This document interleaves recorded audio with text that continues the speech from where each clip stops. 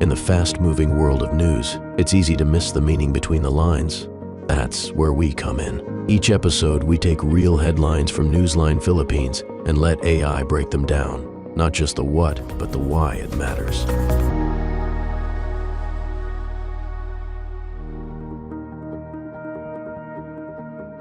Okay, let's unpack this.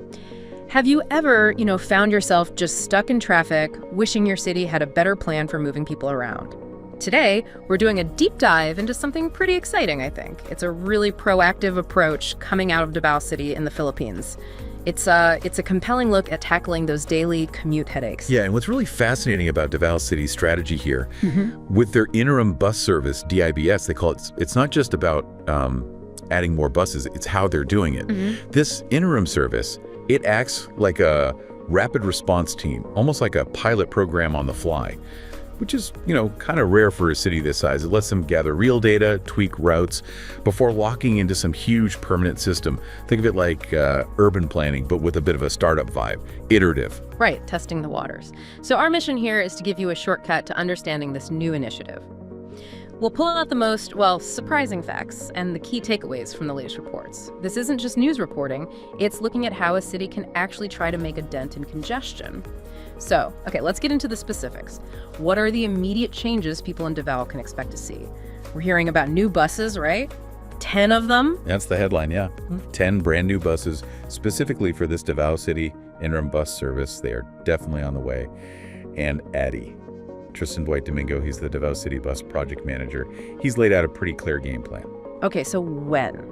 When can people actually expect to see these rolling down the streets? Well, the target is arrival by September 2025. That's what they're aiming for. And deployment. Planned for the fourth quarter of the year. He even mentioned, the possibility they might ship out mid-August, so potentially arriving late August, early September. It feels quite concrete, not just a vague promise. Real timelines for improvement. September arrival, Q4 deployment. Okay, that is pretty specific, but new buses are just one piece of the puzzle, aren't they? What about the people needed, the prep work? It's not just fill them up with fuel and go, I imagine. Oh, absolutely not. It's much more involved. As these buses arrive, they need drivers ready to go. Yeah. So drivers with specific national certifications, TESDA NC3-certified drivers, to be exact, they'll start hands-on training almost immediately. The idea is to make sure they are fully prepped, safe, efficient right from day one. That's, crucial for public confidence. Makes sense. And once the buses are ready, drivers train, what's the payoff for commuters? I heard something about a perk during busy times. You heard right, and it's a big one. Once they're deployed, these new DBS buses, they're set to offer free rides during peak hours. Free rides? Wow, okay. Yeah, think about that. For a lot of people, that's not just saving the fare. It's real relief on the daily budget, a direct boost to their commute. Now, the final route approvals, those are still pending from the Land Transportation Franchising and Regulatory Board, the LTFRB, but the intention is clear. Hit those high traffic periods in areas hard. And it's not just drivers, the city's actively hiring TESDA certified mechanics too, plus other staff for the DBS Command Center, building the whole support system. Right, the whole ecosystem. That sounds pretty thorough. So how does this new service, DIBS, fit in what's already running? I know the peak hour augmentation bus system, PHABS, has been popular. Is that sticking around? Yes, definitely. PHABS isn't going anywhere. Yeah. That system, the one that adds extra buses specifically during rush hour, it's been a huge help. People really rely on it.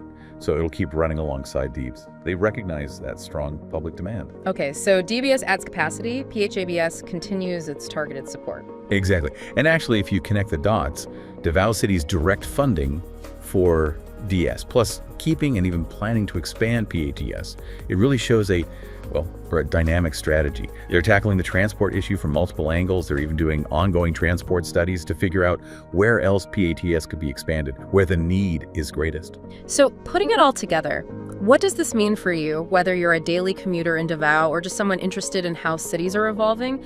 It really looks like a compelling example of a city stepping up, using its own funds, taking direct action to cut congestion and just make daily life a bit easier, investing directly in mobility. A proactive stance. Which leads to a bigger question, perhaps. Could this kind of targeted city-run transport model, especially one starting as an agile interim solution like DIBS, could that be a sort of blueprint, maybe an inspiration for other fast-growing cities facing similar gridlock challenges, anywhere in the world? Something to think about.